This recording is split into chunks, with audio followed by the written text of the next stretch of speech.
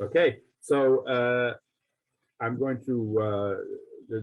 I saw that you sort of stumbled over anti-agreementist defensism because it's a new term which I'll be introducing, but it's based on vocabulary from the time. So we all know that the Bolsheviks were against revolutionary defensism. That was what the Mensheviks and the SRs were pushing, and the Bolsheviks were against it. Why? Well, it couldn't be because of the revolutionary part, right? So it must have been the defensism part. And what's the opposite of defensism is, as we all know, defeatism. And it's very true that in the years 1915, 1916, Lenin was pushing a slogan of revolutionary defeatism. But what I was going to the whole talk today is that number one, defeatism was of any kind was not neither in words nor in policy was just didn't exist in 1917 as far as the Bolsheviks were concerned, and also so what was it that they had against revolutionary defensism? And I will argue that the word revolutionary is a bit misleading here. What we should think of it as is agreementist, both defensism, and that should be well, I'll explain what that means. And that the Bolsheviks pushed a line of anti-agreementism all along the board, and they did particularly against this one. So they did not reject the goal of the defensists, namely to have a defense of the country, the armed defense of the country, even under the provisional government. But they did reject the means or the way of getting there via whether an agreement or not. So what I'm going to do from the first part of the talk is just the rather abstract definitions of various kinds, just so we to clear the boards and introduce my concepts, and then I will go into a number of case studies, mini case studies, like for example, what happened to the defeatism slogan, and what about the famous Kamenev? There's a famous Kamenev statement that you will often see in, almost always see in secondary accounts, where he says we must fight bullet against bullet or something. So I'll go into these things which will all tend to document and flesh out for what I'm about to say at the beginning of the talk. Okay, so I'm going to first define agreementism, and then I'll talk about agreementist defensism, and then I'll talk about anti-agreementist defensism. It is hard to say. Okay, so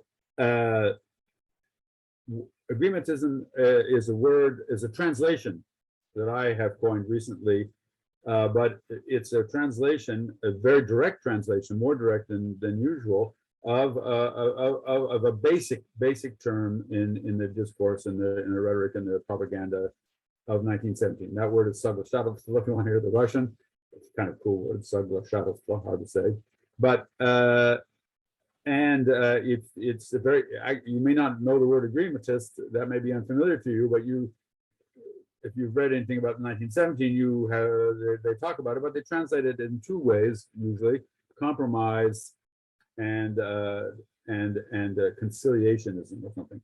So those are inadequate of what's going on, and I'll first try to explain why this is the case. First of all, just linguistically, agreementism it comes from the word agreement, just an ordinary Russian word that's not soglashение, that's not particularly controversial or ordinary. Agreement that's what it means. So, and secondly, it's not compromise. There is a Russian word for compromise, kompromiss, oddly enough, and so it's talking about an agreement, and furthermore, it's a word specific to 1917, more or less. I mean, it was used before, used afterwards, but where it was really important was 1917. So if it sounds a little bit odd, agreementism, that's okay, because it is a word that is for this special period. And but the basic reason why it's important to translate it, as I suggest, which is, as I say, close to the word as it was used, what it meant to Russian years, agreementism, is that there was it was about an actual agreement that was at the time. It was like it was between the Soviet and the provisional government, and it was close to being formal. And I think you can think of it more like almost as a treaty or as an unwritten constitution, I called it. But it was a specific specific idea, and it wasn't exactly a compromise. It was, in fact, a claim. It was a claim that the provisional government would carry out parts of the revolutionary program. And so what the agreementist leaders, such as Tsereteli, you'll hear his name a fair amount. Tsereteli was the Bolshevik sort of inventor almost of revolutionary defensism, and an important figure in 1917. Another unfamiliar, probably unfamiliar name, but very, very important in 1917. So he told the Soviet constituency, the workers and the peasants and the delegates, the people there, he said to them, listen, the provisional government and the bourgeoisie that stands behind the provisional government have agreed, we have an agreement. They've agreed to carry out certain basic parts of the revolutionary program, and therefore we will give them support. And so it was a commitment by the government to do these things. Now, so that's agreementism basically. And the important point about one very important point about this, which will come out throughout the talk, is that when the Bolsheviks opposed agreementism, they didn't do so on the name of different goals. Basically, they say, okay, yes, right, we have the goals of the revolution, we have these various crises that we have to deal with, we have these problems, and you want to achieve them by means of an agreement with the bourgeoisie, and that would be fine if it would work, but it won't work. It won't work because they don't agree with the goals, or they'll try to sabotage them and so forth. So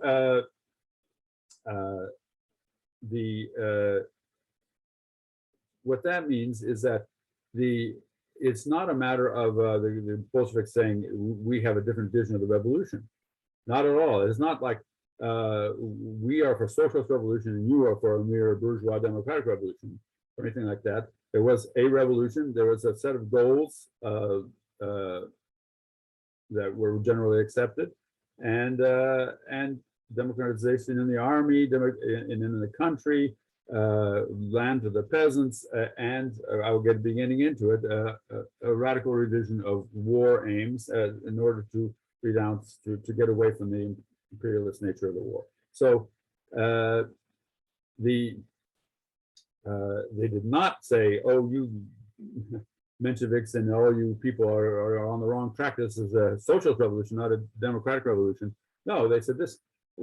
Let's not bother with defining a revolution. It's a revolution. We have these goals, but do you have a good way of getting there? No, you don't. You're relying on an agreement which it won't go anywhere. Okay, so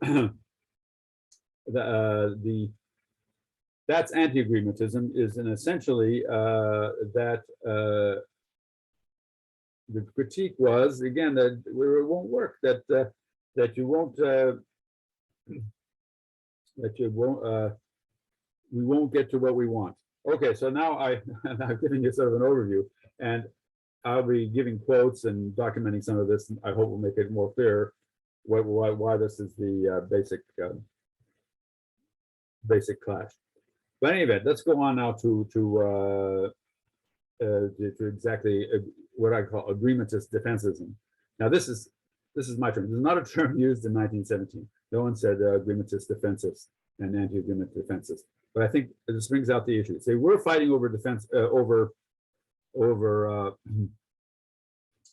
agreementism all the time, and they were fighting against the Bolsheviks were fighting against what the Menshevik was the claim. So of the defensive. So what was agreementist defensism? in my view of it.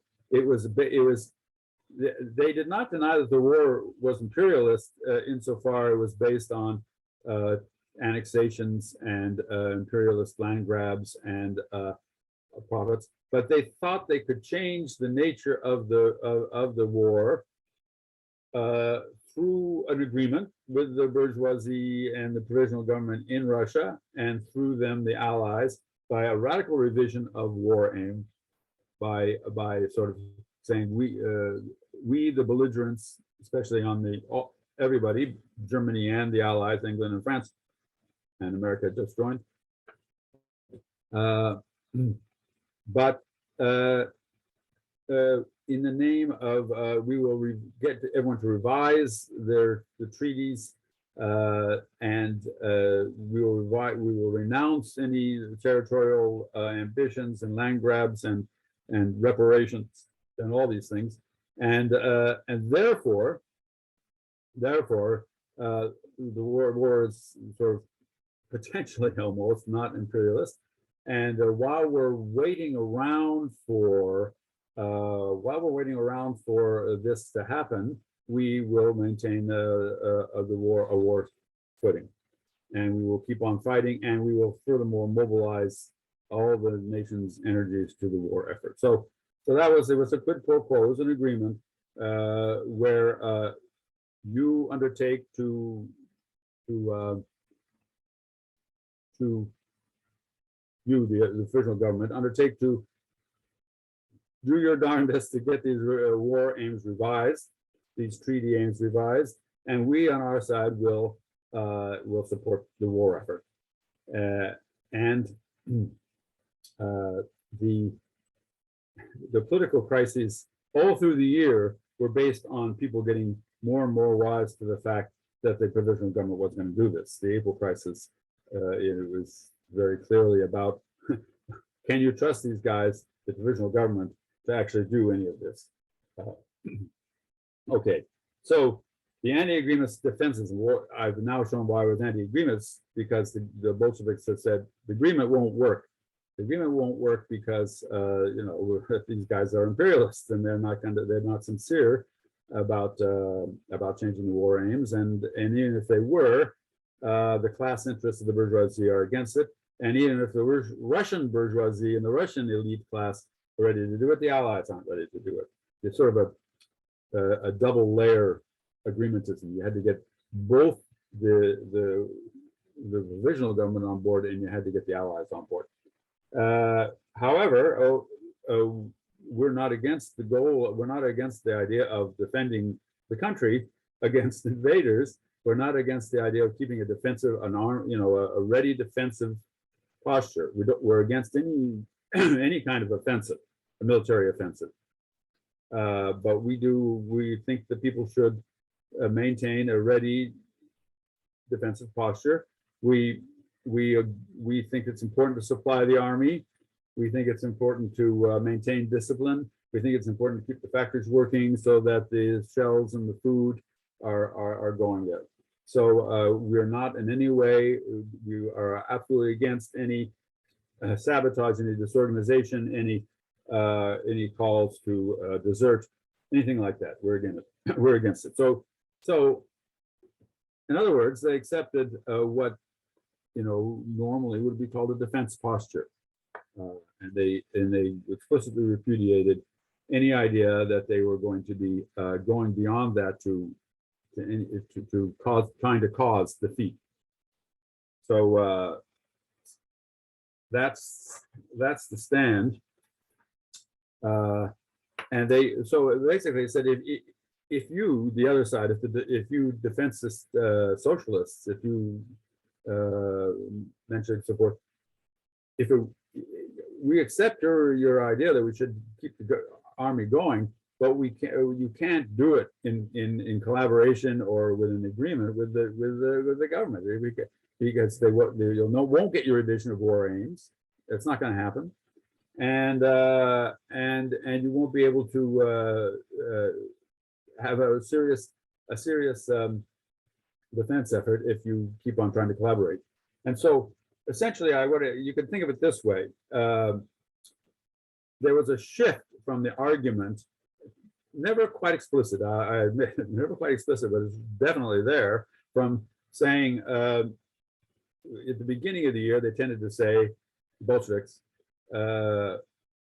we will only support the war, we only support the war effort if it's when there's a Soviet power, only when there's a shift of class power in the government.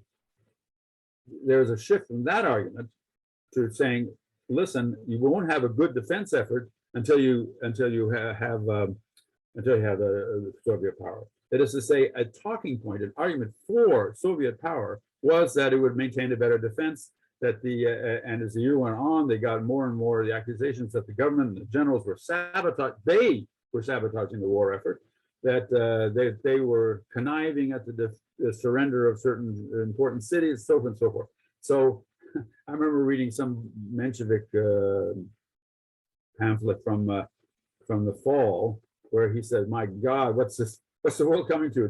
I hear the Bolsheviks are saying they're the ones who are for defense. But that's sort of how it worked out. They sort of said more and more, do you want an army that's an effective army? Do you want a supply system? Do you want, you have to go to Soviet power to do that. So again, defensism seems the proper word and not defeatism in any way. Okay, so let me, I'm now going to try to move closer to more specifics. I outline what I think is the general logic of the Bolshevik position. And specifically, let's see, I better put my glasses on so I can see my list. Here's what the program was. First, all through the year, let me state something that will be clear as we go along. This was the stance of the Bolsheviks from the word go. It did not take Lenin. I'll talk about Lenin's impact later, but the Bolsheviks already, Stalin and Kamenev in March 1917, before Lenin showed up, were doing this program on the basis of this logic. Now, this is a controversial position, as we all know. So, and I've argued it, and I'm sure I'll get some feedback on it, but I'm trying now not to get into polemics on that. I'll probably do a little bit, but I am assuming and will document as I go along that the Bolsheviks were maintaining this stance that I call anti-agreementist defensism from the very beginning, and everybody knew they would. Everybody, there wasn't any ambiguity. Everybody at the time in March, before Lenin showed up, knew what the Bolsheviks stood for on this, and there was a very clear-cut line, an agreementist line, a line over the issue of agreementism. And the Bolsheviks were anti-agreementist defensists, and they were also anti-agreementist vis-a-vis the provisional government at home. They wanted the flip side of anti-agreementism is of course Soviet power. But if you look at the rhetoric, I'll quote an example later. The first thing they said is the agreementism won't work. The second thing they said is therefore Soviet power. These two go together, but almost logically, the anti-agreementism comes first. Okay, so when the list I'm going to give you applies to the whole year, including before Lenin came, and Lenin did not particularly change the general message on that. He said it better, he said it more effectively, maybe, but he didn't change it. Okay, first of all, there was a call for immediate general peace negotiations, not revision of war aims, but a call for right now. Let's have a peace, and we'll apply it to everybody, including Germany, and to the agreementists immediately saw what was implicit in that, namely a separate peace. However, I should say that the second thing is we Bolsheviks are absolutely against a separate peace. No, that's not on the agenda. We're totally against it. The Germany are terrible imperialists. We're for a general democratic peace based on the recognition of the right of self-determination and other democratic rights. So we have first thing, general peace negotiations. Okay, the second thing is publish the secret treaties. This was a very important slogan throughout the whole year, and the aim was to show that the provisional government was still working on the czarist treaties that were assumed to be very imperialist, and indeed were. So the Bolsheviks said, we must publish the secret treaties, and this was also opposed by the agreementists, for reasons I'll explain later. A third or fourth, I guess I'm on my fourth item, was what I said: no disorganization of the army. We reject anarchist methods of doing this. We need the army for not only to defend the country but against domestic counter-revolution, and also there's a political calculation. The Soviet was a Soviet of workers and soldiers, and if they started going around saying we're going to make trouble for the army, they would commit political suicide.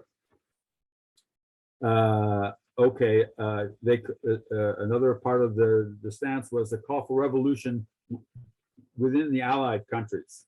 So you're not exactly helping the war effort if you're calling for revolution within your Allied countries. But they always did this. They said the only way to get a real revision, a real democratic peace, is to have a worker revolution, a socialist revolution in the Allied countries. We won't do it through diplomatic agreements at the top level. Next, they were for militarily speaking, they were for maintaining the defense posture that was going on de facto for months, even and in June, middle of June, there was an offensive. We're talking a little bit more about that later, but a general offensive moving forward. It was supposed to be a active defense or something like that, but there was an offensive, and the Bolsheviks said it won't work militarily. The army is not ready for it. They'll fall apart. And so that proved to be the case, and it was a feather in the cap of the Bolsheviks that they had predicted this and seen it. So they were for maintaining the de facto defensive posture. And I mentioned the separate piece. Okay, so those were the that's how it worked out concretely. Those stands. Okay, so I've explained what anti-agreementist defensism is, I hope, and why it's not defeatism. And the first thing they said about the defeatist slogan was that it was abandoned fairly explicitly. They didn't go out and saying we're stop saying this now, but they did. So that's one reason why you can't call it defeatism, is that the Bolsheviks shied away from this name and this label as best they could. And also, as I have explained, the Bolsheviks, including Lenin and Trotsky, all very explicitly said we're not for disorganization. We're going to keep the war effort going. We're going to accept the fact that we need discipline and ready to fire and be fired at if there's an attack on the country. And also, as I've mentioned a couple of times already, it would have been political suicide to maintain a defeatist, openly defeatist slogan, and the Bolsheviks weren't ready to commit political suicide. Okay, so now I'm going to go into some case studies, as I said, just to get some quotes and get some, get concrete thing. And the most, I'm going to read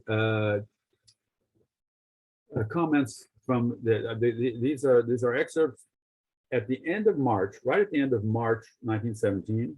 There was a Soviet, all Russia Soviet conference, very important meeting. It was the first national gathering of Soviets. The Petrograd Soviet was the de facto leader of the Soviet movement in the whole country. But they wanted to eventually to get and it did get in May or June a national elected body.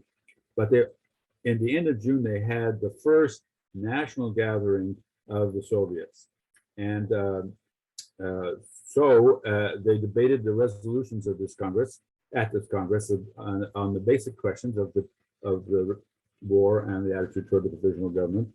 And there was two sides. One was the Tsereteli and the agreementists, the Mensheviks and SRs, and the other side was Kamenev and the Bolsheviks. And there was a very clear division going on, a very clear separation on the basic issues. And I'm going to be going into the clash on about the war. So, as I say, this is a very important event in itself, but also for anyone who's interested in the evolution of Bolshevism, because it shows what the Bolsheviks were doing and saying in public before the face of the whole country before Lenin came in. Okay. Okay, so I'm going to read a few comments that will first just give the general idea of the clash over agreementism. So this is Tsereteli. Everyone liked Tsereteli as a person, I should say. I have all sorts of people who were totally against his politics remarked that if everybody would like him, it'd be much better. He was a Georgian Menshevik who had been in Siberia for many years and had been an internationalist during the war. He had opposed the war as imperialist. He was not a defensist in that sense. So now he said, after the war, after the revolution, and because the government is undertaking to revise war aims, now we can defend the war. Okay, so here's now quoting Tsereteli. Comrades, it was not the proletariat alone or the army alone who adopted this path of agreement. And I like that phrase, the path of agreement. That's sort of what it was. But I affirm this path of agreement was adopted by an enormous part of the bourgeoisie. Otherwise, we would not have a provisional government. So he was making an empirical, factual claim that there was real political support on the other side, on the elite, educated society, bourgeois, whatever you want to call it, the non-narod, the non-people. Okay, if one were to say that already the time is ripe for us to regard the provisional government as a small group of people expressing the self-interested, self-centered interests of a particular sector of the bourgeoisie that is attempting to fight the Soviet worker and soldier deputies, it would mean that one does not see what is occurring. Okay, I find that sentence a little hard to process. So I'm going to go over it. He says, what he's saying is some people, and by which he means the Bolsheviks at the conference, some people are saying that the provisional government is a small group of people expressing the self-centered interests of a particular sector of the bourgeoisie, a particular sector that is hostile to the Soviet. That's exactly what the Bolsheviks were saying. But he says that's not true. That's just not what's happening. So it was a factual empirical dispute here. Is or is not the provisional government hostile to the Soviets? Okay, here's what Kamenev said in reverse, as opposed to that. Our attitude toward the provisional government at the present moment can be expressed this way. We foresee inevitable clashes. We foresee inevitable clashes, not between individuals, not between official bodies, not between groups, but between classes, between the classes of our Russian Revolution. We should therefore direct all our forces towards supporting not the provisional government, but the embryo of a revolutionary power, a revolutionary vlast, that's the Russian word, as embodied by the Soviet of worker and soldier deputies, which sits here in this hall in our person. So that statement says there's inevitable clashes, and that means that the agreementism won't work. The two partners cannot work together, and therefore the only way out is to regard the Soviets as the embryo of a revolutionary blast who would power who would very soon take over, because that's the only way the country's problems could be addressed. Okay, now let's take a look at the at what Tsereteli said specifically about the war. We proclaim that the Russian democracy, okay, democracy, just to be clear, is not a system of government, but a group of people in the parlance, in the discourse of the 1970s. So when he says the democracy, he means the workers and peasants and soldiers who make up the Soviet, what I often call the Soviet constituency.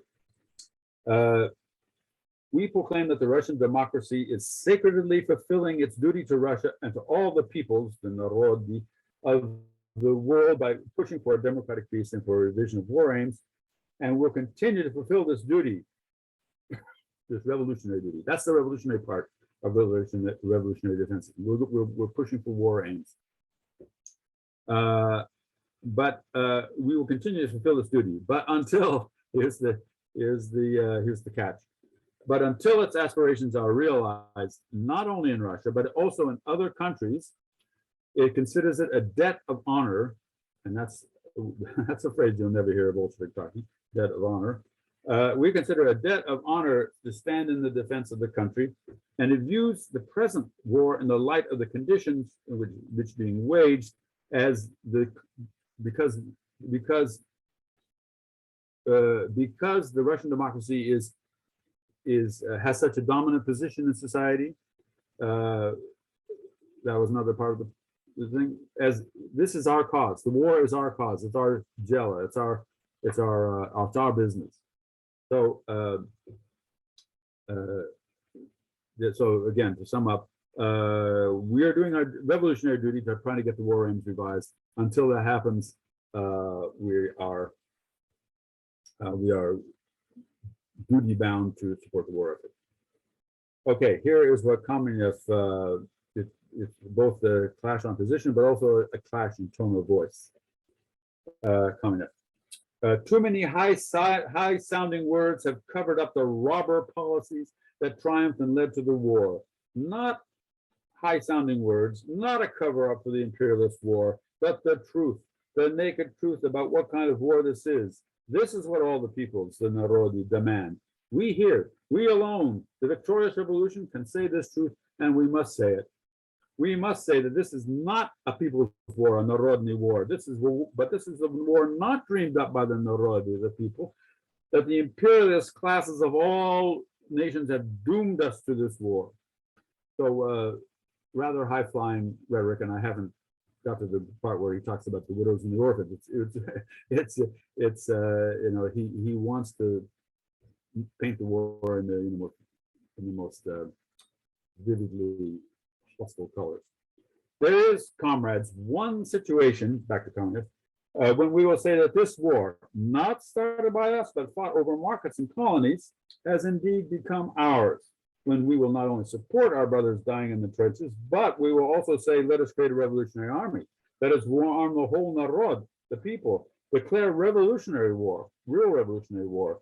This situation is when the toiling classes of society conquer the blast, the power, state power, by themselves, for themselves, when these classes will defend in a revolutionary struggle the principles of a system in which there will be neither war nor classes. Our war, the one we will conduct, will be fought to create this system. Okay, so here is Kamenev in March 1917, before the whole country, saying, only when Soviet power comes along will the war be legitimate, really legitimate. Okay, okay, so now I'm going to, also at this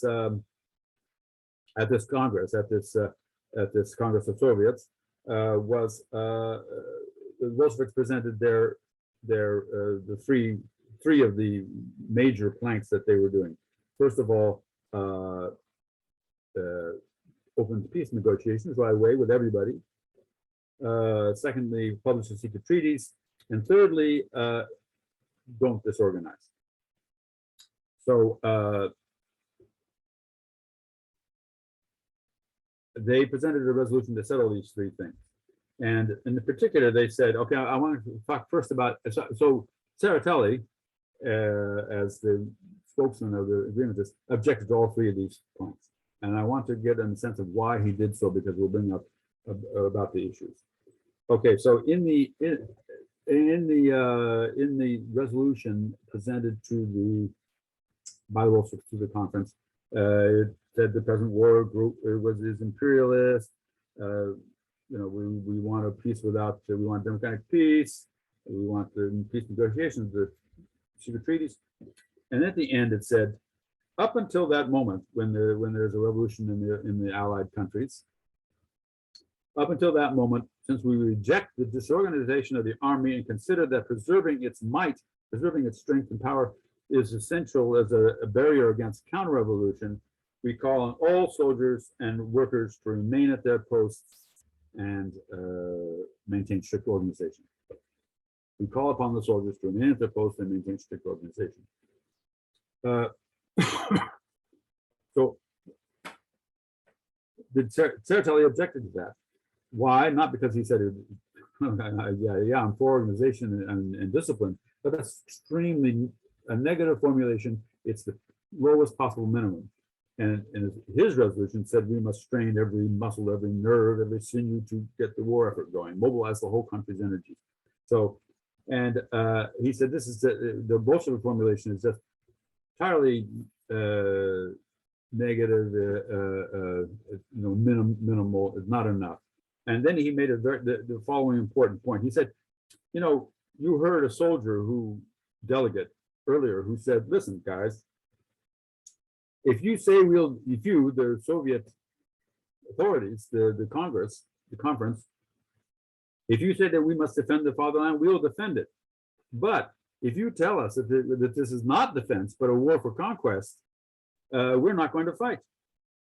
And that's what the Bolsheviks were doing. They were saying this is right still a war for conquest, and we're still a war fought under the secret treaties. So that soldier brought out what was going on here. If you tell the truth about what the war is, you are undercutting the war effort just by that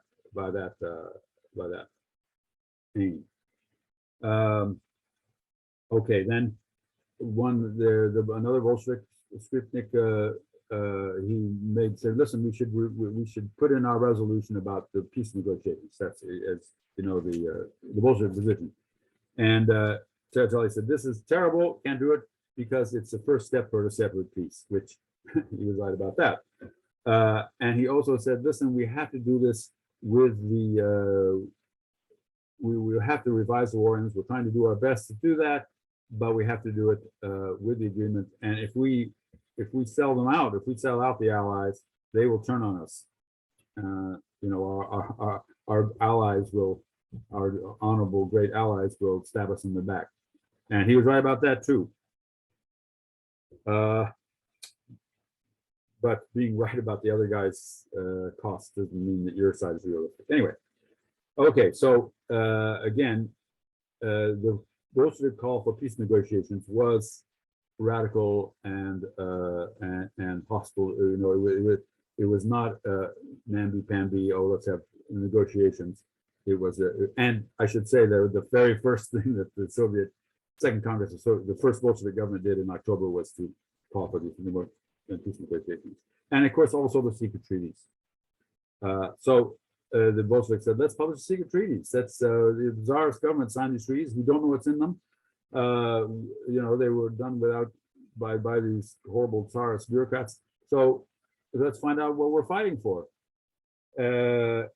And the other side said, no, you can't do that. Why? Because if you only expose one side, if you say, here's the skullduggery that England and France were up to, and you don't do it Germany, you'll be aiding one side.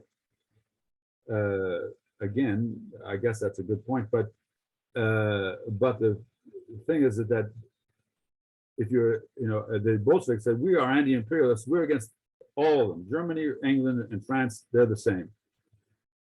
The agreementist socialists like Tsereteli, they might say something like that, but they didn't believe it. they really thought England and France were democracies and were superior to Germany. So they really did not want to do something that would hurt the Allied war effort in a propaganda way. So they were against publication of the secret treaties. And this was like an important issue throughout the year. Okay, so I'm going to, so the peace negotiation issue, so there's two ways of revising, of getting the war aims changed. One is to open the peace negotiations, and one is to sort of work behind the scenes to get the governments to change it. Now, I don't know if in principle one is better than the other, but the behind the scenes one was, as it were, built for delay. It's built for saying, oh well, we're working on it. And what happened during the year in 1917 was precisely that it sort of, as the months went on, nothing much was happening. They were trying to get a conference in the fall, an international conference of some kind. It basically just, slid. Whereas the open peace negotiations is something that could be done very dramatically right away. Of course, the Bolsheviks did that, and they paid an extremely high cost, the Brest-Litovsk Treaty.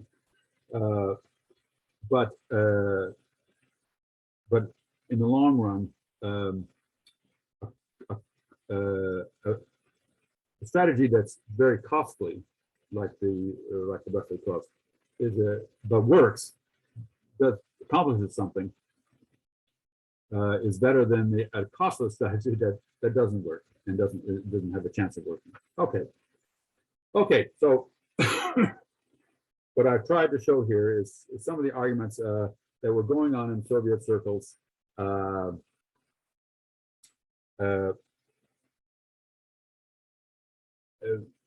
the agreementist issue, and I tried to bring out that number one, there was a big clash, a principled clash between the agreementists and the anti-agreementists at the Soviet conference, and had always been, and also that the arguments that the Bolsheviks were not calling for defeat in any way, but they were calling for something we call anti-agreementist defensism. Now, next I want to give a little bit of what happened to the defeatism, because Lenin certainly had been making a big push for the defeatism slogan, and I'll start off by saying that the person who wrote the book, literally the book on this, is Hal Draper, the Trotskyist historian of most famous for his Marx books, but he wrote this book on the defeatism slogan. It's available online, and he wrote it in the early 50s, I believe, or as soon as it was published. And so I'm basically he didn't have Russian. I read a lot more of the Russian sources.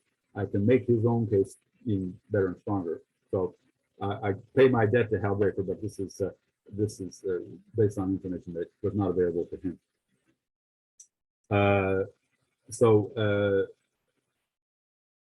First of all, as Hal Draper documents, the defeatism slogan was never never a really part of the Bolshevik consensus. It was sort of a Lenin pet project. Okay, so when the revolution broke out, Lenin was sitting in Switzerland and trying to figure out. So he wrote one of the famous letters from afar, and only one of these. There's about four they wrote, but only one got itself to Petrograd before he did. It was very hard to get to send anything to Petrograd from Switzerland. In fact, Kollontai, who brought this thing, had to go over the top of Norway and Sweden, go over, come all the way down Finland to get it there. So and they printed it. So the Bolsheviks printed it in Pravda as soon as they got it, which is around 20th of March. That's old calendar. And they made a lot of changes. Okay, so I'm not I've written an article on what exactly those changes were, and they were not censorship or trying to distort Lenin's message. But one thing I think they really did censor Lenin, and that's this defeatism. So I'm going to read now a quote that's in the original draft of the letter, but was not published. It was taken out, stricken out by the editors, mainly Kamenev, for Pravda. Okay, here's a Lenin. Nice, vigorous Lenin-type prose here. Those who, groveling to the bourgeoisie or simply lacking backbone, howled and wailed about defeatism, are now faced by the fact of the historical connection between the defeat of the extremely backward and barbarous Tsarist monarchy and the beginning of the revolutionary conflagration. So here's Lenin saying, in as strong terms as he can, is that my defeatism slogan has been justified. It was the defeat of the Russian Tsarist government that led to the war, led to the revolution. They just took it out, and as I say, they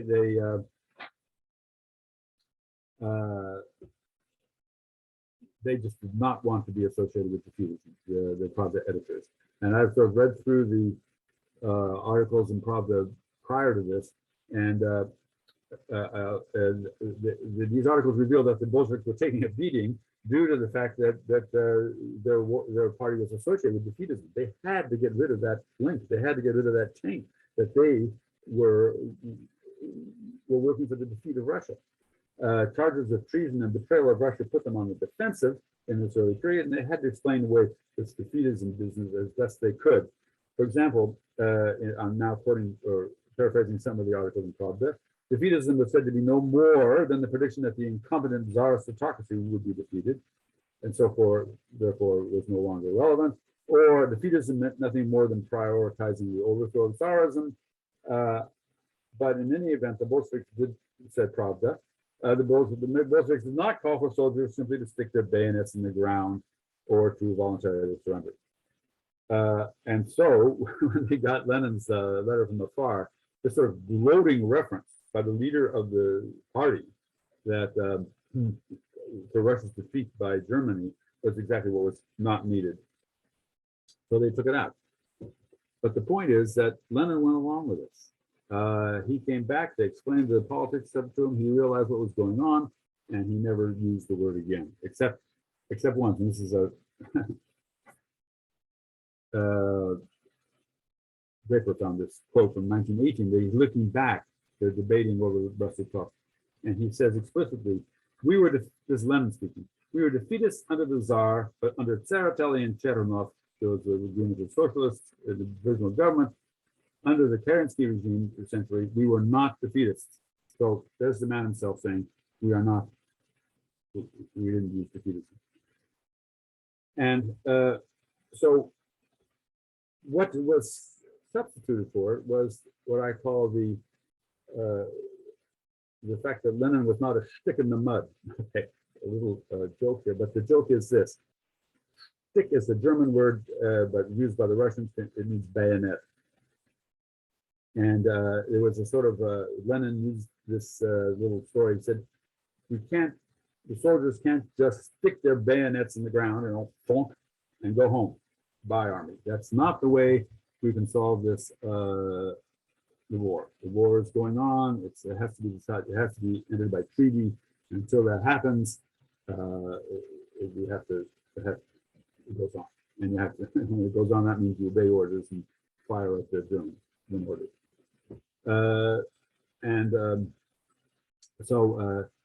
As I say, he didn't want to be a stick in the mud, but that is to say, associated with that. So, and the reason that one reason they said this is they realized, Lenin said, there's something called honest defensism or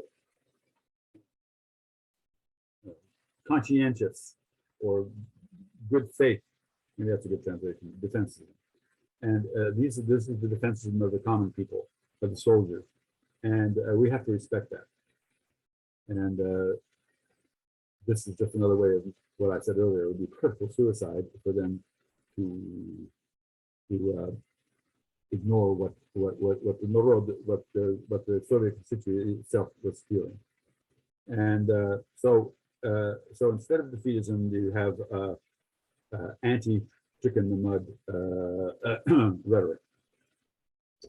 Okay. Okay, so now I'm going to go to the little story of Kamenev's gaffe, because this is plays such an important role in the historiography and in the view of many people's view of the 1917, is a quote from a Kamenev article of mid-March.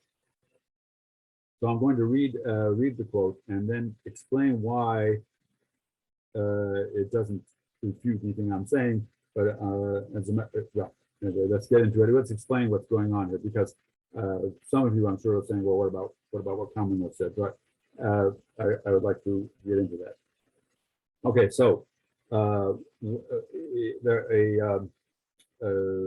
it's a private editorial in mid-March in which Kamenev says the following: when army stands against army, the most absurd policy is one that proposes that one side put down its arms and disperse homeward. This policy would not be a peace policy, but a slavery policy, a policy that a free people, the Narod, would reject with indignation. No, it will firmly stand at its post, meeting bullet with bullet and shell with shell. This is indisputable. And so, so when that was published, it doesn't sound Bolshevik. Free people and indignation and firmly standing at its post. And so there was sort of a scandal within the Bolshevik ranks, and people were summoned, and there was Kamenev was castigated. But that's ultimately the question is not about this, but whether this sentiment expressed in different words and with a different tone of voice was not acceptable. And even at the time, the people who didn't like what Kamenev wrote said, of course we're not advocating desertion or not firing when ordered. But you don't say it like that. You don't say bullet for bullet and slavery policy and all this jazz. That's the rhetoric of the provisional government, and so that's Kerensky's style of rhetoric.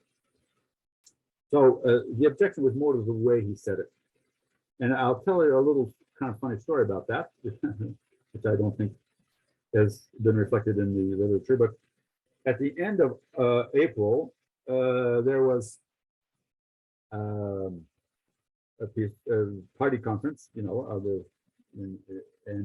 at the end of this conference, they elected a new central committee. And of the votes, 4 people got way more votes than anybody else. And those 4 people were, of course, Lenin, Zinoviev, Kamenev, and Stalin. Well, I should say it in the order of which Lenin got the most votes, Zinoviev a few votes less than that, Stalin was further down, and then Kamenev. And then there's a long gap for anybody else. Those were the 4 leaders that were recognized as the leadership core. And so someone objected, however, to Kamenev's candidacy. And one of the objections was this editorial. And again, it didn't say it was wrong. It said the false pathos, if I remember the words correctly, of this. It was objected to the wording. So, but the interesting part is Lenin's reaction. He said, did Kamenev say that? Well, if he did, I've forgotten. But it doesn't matter. We're all trying to find the best way of putting these things. And so, it's not important. So this is a very revealing little anecdote, because Lenin came home. This is only a couple of weeks after he came home. And the first thing he did when he came home was read Pravda. There were certain things in the Pravda that he wasn't thinking about, but not that. He did. he read it and he didn't hit him. And the reason I think it's kind of funny was that in the historiography, that's the most important thing that the Bolsheviks did in March, was this comment by Kamenev. It sums up what Kamenev, it sums up what Stalin, sums up what Pravda. That comment is like defines Marx. And Lenin he read it, but he didn't even it didn't register. Didn't bug him one way or the other. And why didn't it? Because essentially, even though it was phrased in this not way of non-Bolshevik rhetoric, the point was one they continued to make and needed to make. And let me go on to read a little bit more of what Kamenev said. Okay, in the next paragraph, Kamenev says, "We must not allow disorganization of the armed forces of the revolution. The war must be ended in organized fashion with a treaty between peoples who have liberated themselves, and not by submission to the will of a neighbor who is a conqueror and an imperialist." Now I'm going to read the words of the resolution drafted by Lenin and passed by the party conference at the end of April. And it says, "The war cannot be ended by refusal of the soldiers only on one side to continue the war, by a simple cessation of hostilities by one side." That's essentially the anti-stick in the mud idea. So it's very clear, I think, that the central point is the same. We're not disorganizing. We continue to fight a defensive war, and we're not going. You have to keep on fighting the war as long as there's a threat. And I'm now going to read an even more dramatic reaffirmation of this point, and it's an article that it was published in June by Lenin, but he also quotes at length Krylenko, who is who later became the first Bolshevik commander of the army. But in any event, Lenin also faced the problem that Kamenev faced, namely that the Bolsheviks were being accused of disorganizing the army, of defeatist propaganda in the army, of encouraging desertion, leading to mutinies. So he said, "This is not us. No, sir, we have nothing to do with it. People who do that are pseudo-Bolsheviks." And we call for political struggle to convince the Soviet to take over power. We're not doing any of this direct action in the army, and anyone who does that is a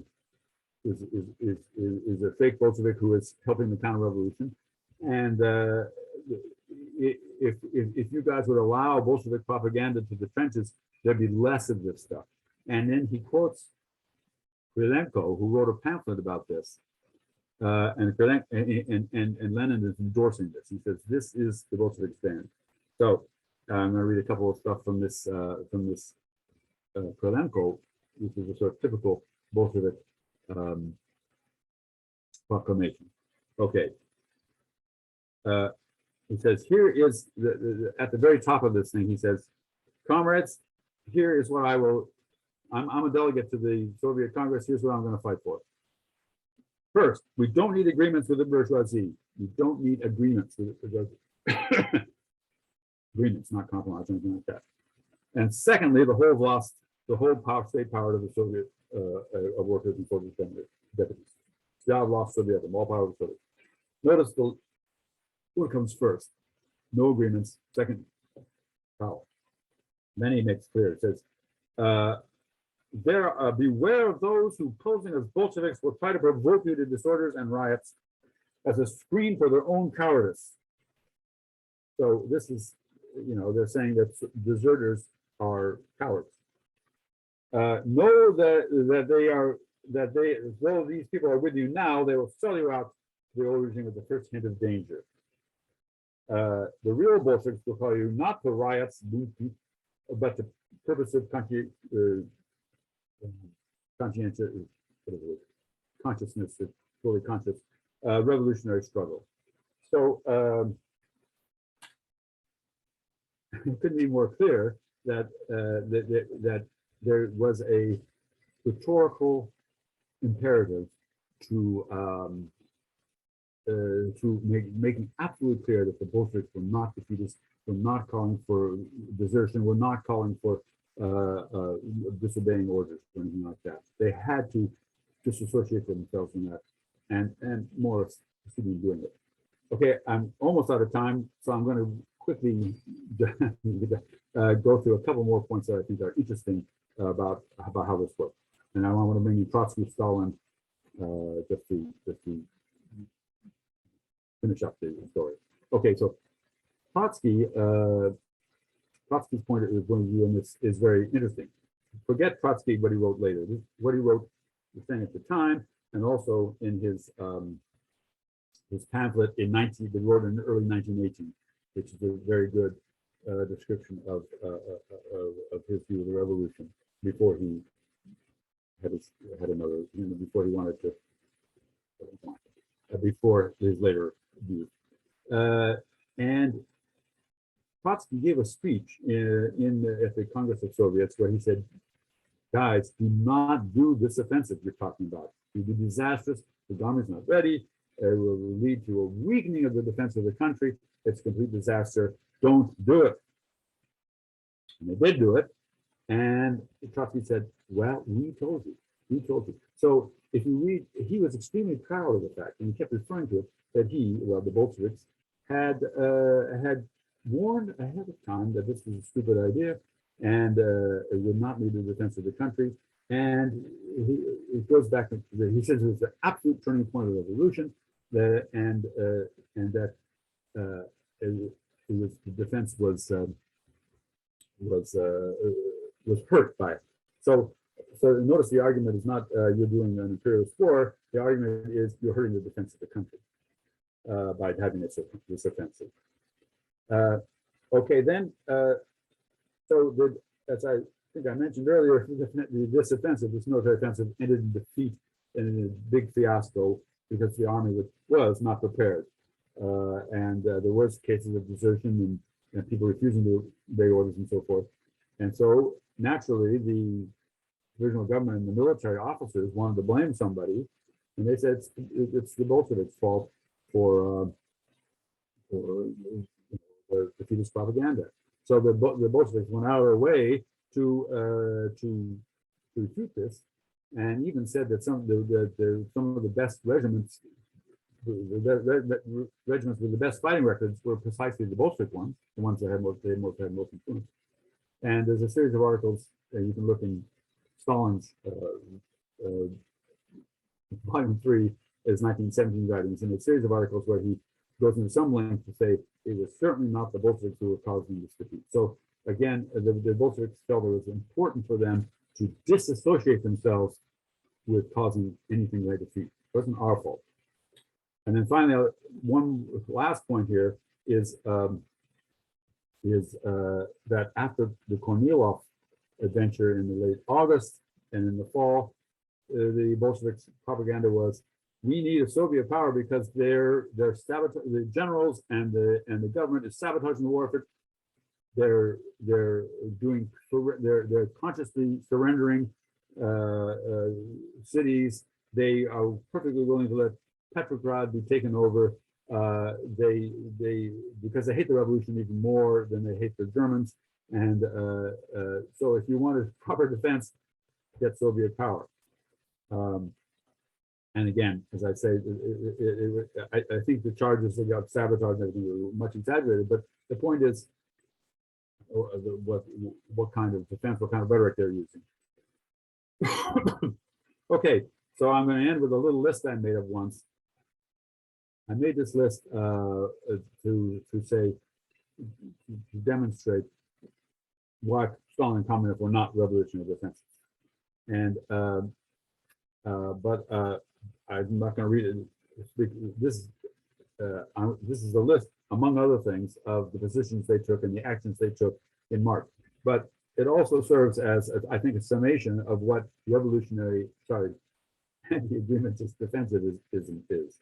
So this difference between revolutionary defensism and anti-agreementist defensism is that a revolutionary defensism would not do any of these things which the Bolsheviks were doing from the beginning.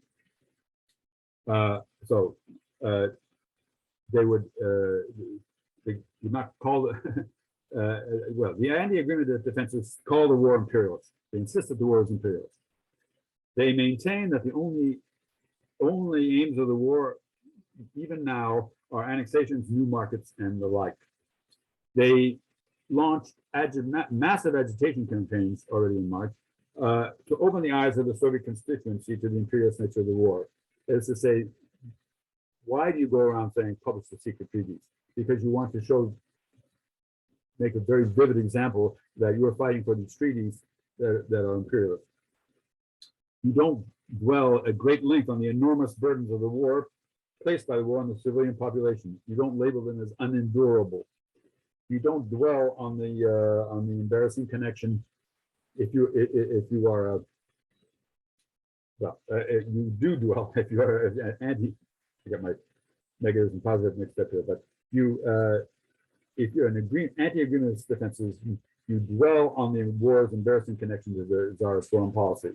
You call for publication of the secret treaties.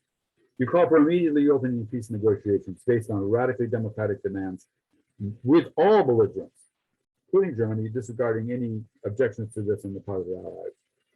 You try to incite revolution in Allied countries. Not very effectively, of course, but that's what you want to do. You don't, they scornfully attack political leaders running the war effort. Again, people who really want to support the war effort don't say that the people running the government are terrible people. You scornfully attack defensive socialists at home and abroad. You oppose any attempts at party unity that overlooks this divide, and I should say that the Bolsheviks in March never even contemplated the idea of a party unification with defensists. You scornfully dismiss national unity efforts like the coalition. So the whole Bolshevik rhetoric was the coalition is a terrible thing. The coalition that happened around starting in May, and but there was a national unity cabinet at the time that everyone was supposed to rally around. You are against war loans. You are for fraternization of the front. You are against any sort of class peace at home. You fight for further democratization of the army, your soldiers committees and so forth.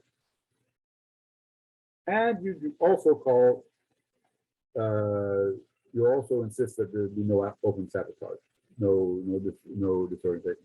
So I've just described all the things that the Bolsheviks were doing all through the year. And there was never any hesitation, with complete consensus. There were not any arguments about any of this among the Bolsheviks at any time. And it can, for all the reasons I've stated, is definitely cannot be described as revolutionary defeatism. And as I argue, calling it anti-agreementist defensism, I think brings out the logic and brings out is a good description of the rhetoric. So that's my presentation. Thank you for your patience.